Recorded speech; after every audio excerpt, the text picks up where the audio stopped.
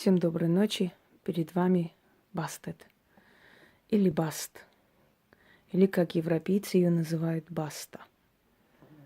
Богиня Луны и Солнца, дарующая мир, благополучие семье, хранительница очага, приносящая радость, веселье,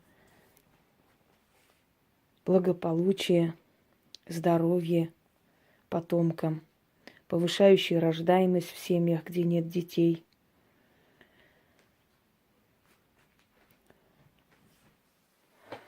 Одним словом, богиня-кошка семейного очага Древнего Египта.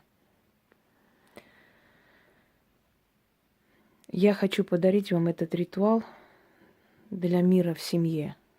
И будьте уверены, что мир в вашей семье гарантирован, если вы часто будете к ней обращаться.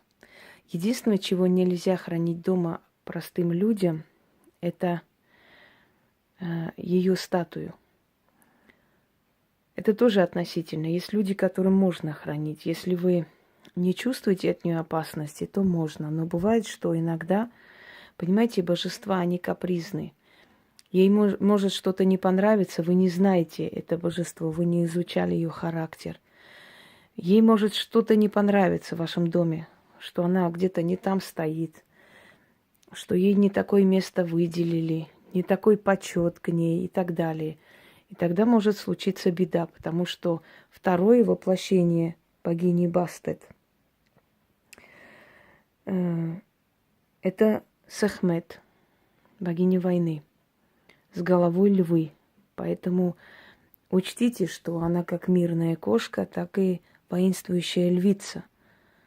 Это ее перевоплощение. Она может воплотиться в Сехмет, а может стать Баста. То есть абсолютно мирная, любящая матерь, оберегающая семью. Почему я говорю, что опасно с ней связываться, если вы не знаете ее, то есть ее статую изображением, именно по этой причине. В одном из воплощений она есть Сехмет. А Сехмет очень мстительная, она очень кровожадная и страшная богиня. Так что подумайте, если вы не уверены, то лучше ее статую дома не хранить. Но обращаться к ней вы можете, как обращались древние египтяне. Прежде чем я расскажу о ней, я хочу сказать, какой нужен алтарь. Красное полусладкое вино в одной чаше, в другой чаше вода. Желательно родниковая вода, но если у вас такого нет, конечно, вы можете купить в магазине чистую родниковую воду. Ну, если она действительно родниковая. 2 свечи. Красное – олицетворение солнца, поскольку она дочь Ра, бога солнца.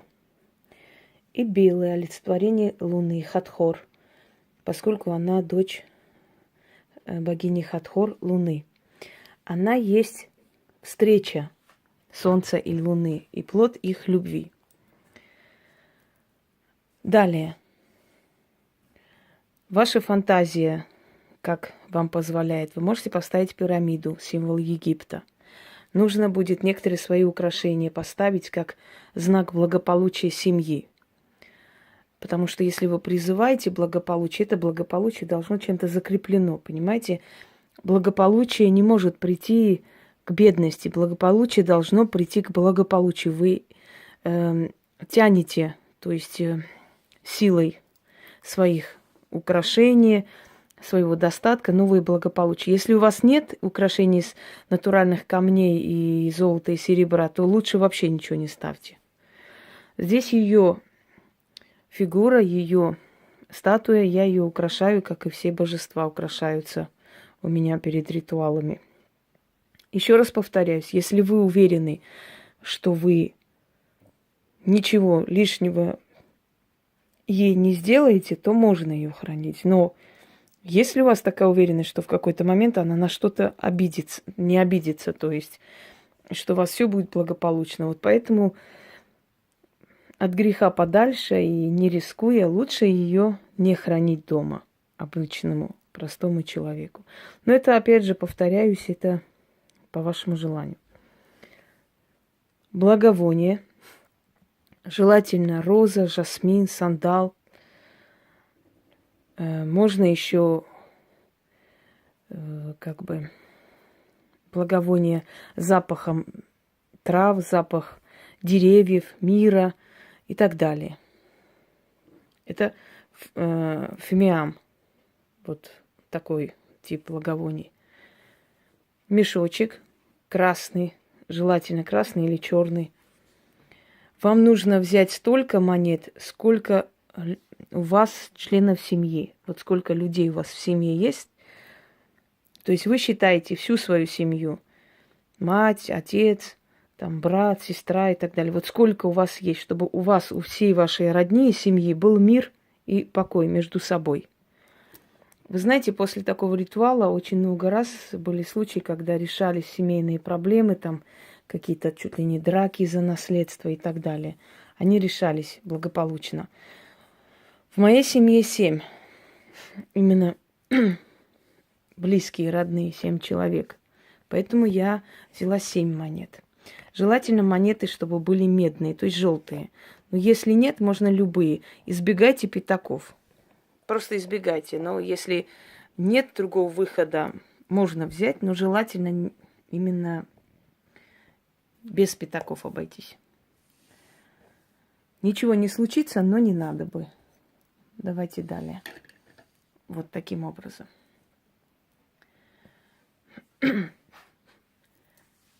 После ритуала у меня все время спрашивают, куда вино деть, что делать. Вино оставляется до утра, потом просто выливайте. Духи, силы питаются молекулами еды, то есть ароматом еды.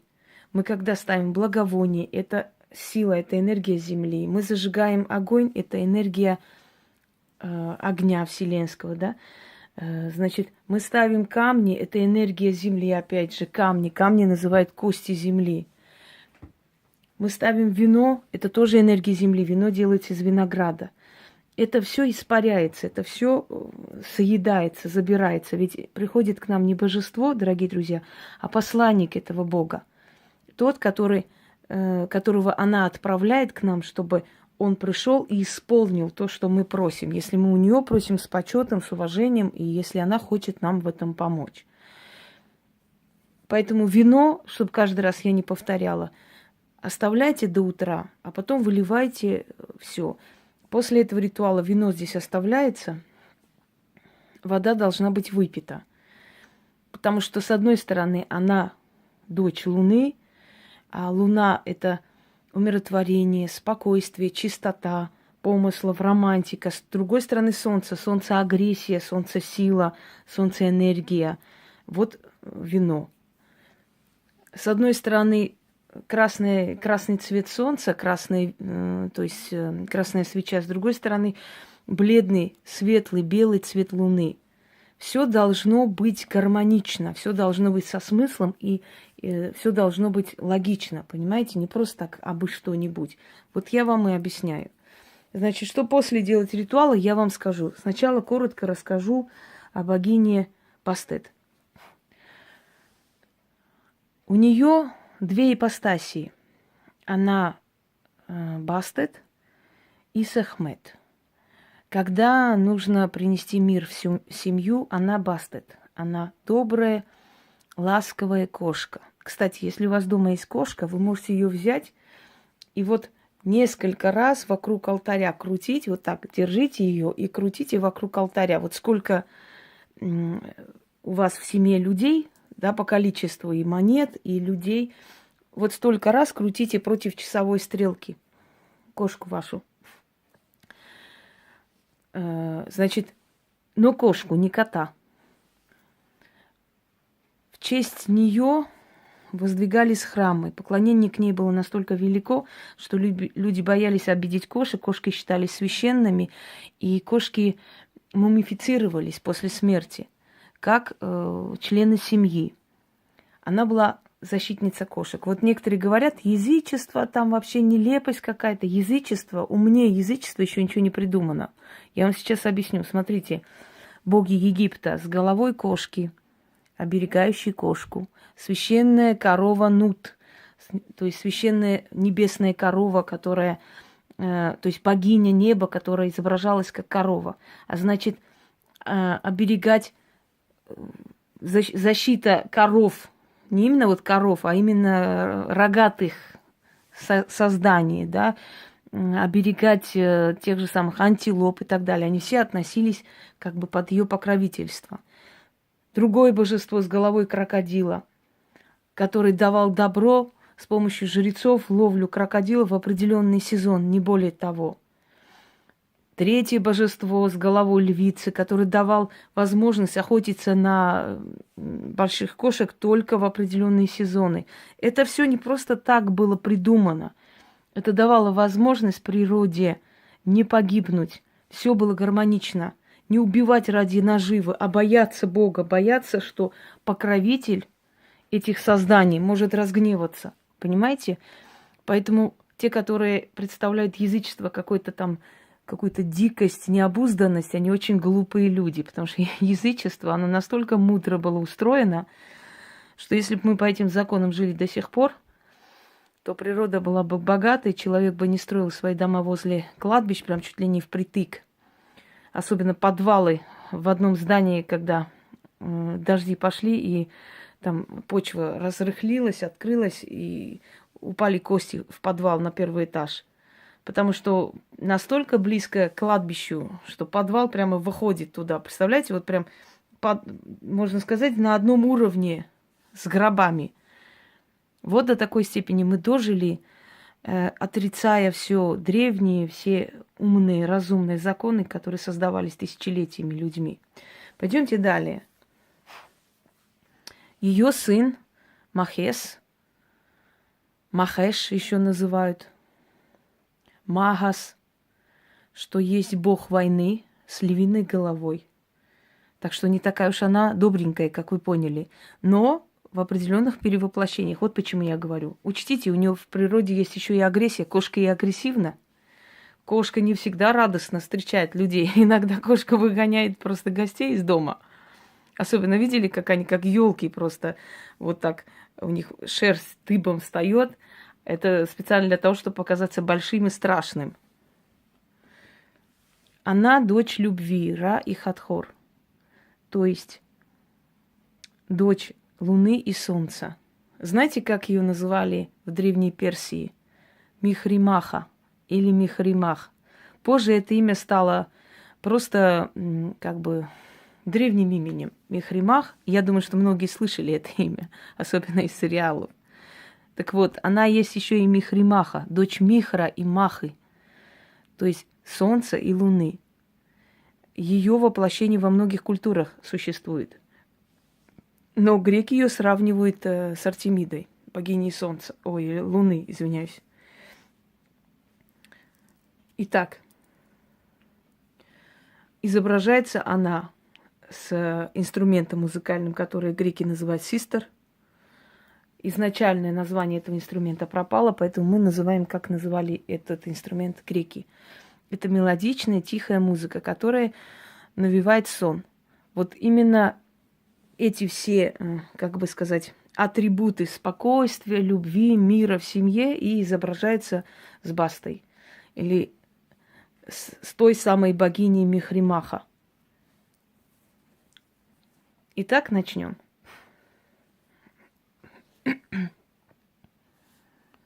О Бастет,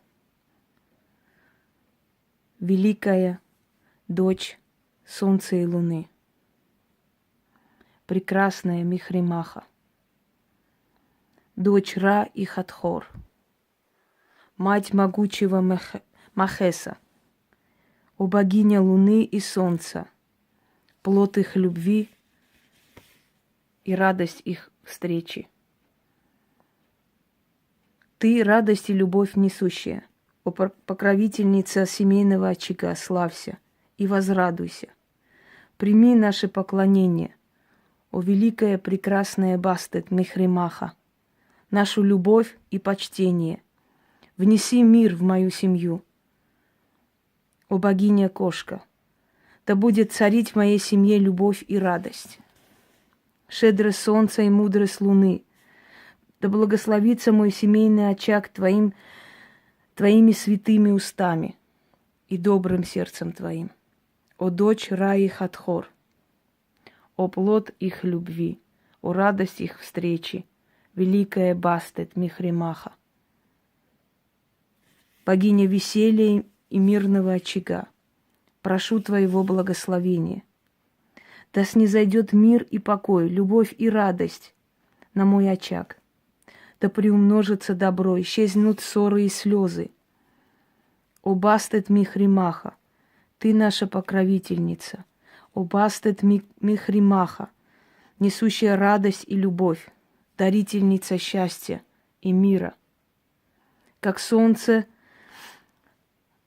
землю греет нашу, так любовь мой дом согреет. Как луна светит в ночи, так счастье нам путь укажет и осветит. О прекрасная Бастет, дочь луны и солнца, плод их любви и радость их встречи Михримаха. Я верю в твою силу, ты меня услышишь, ты мне поможешь, и да свершится так, как я прошу. Читать столько раз, сколько в вашей семье есть людей. Сколько у вас есть родных. Ближайший круг семейный. Не тетки, дядьки, их семья, их внуки, нет. Ваши, ближайшие, кровные. На следующий день отнесите кусок черного хлеба. Возьмите, положите после ритуала, значит, вот эти все монеты. Выпейте воду. Я сейчас пить не буду. И храните до следующего дня. Следующий день берете черный кусок хлеба, молоко и вот эти монеты.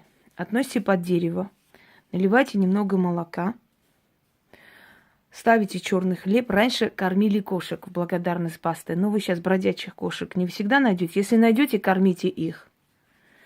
И вот это положите прямо возле дерева и говорите: за мир в семье денег не жалею.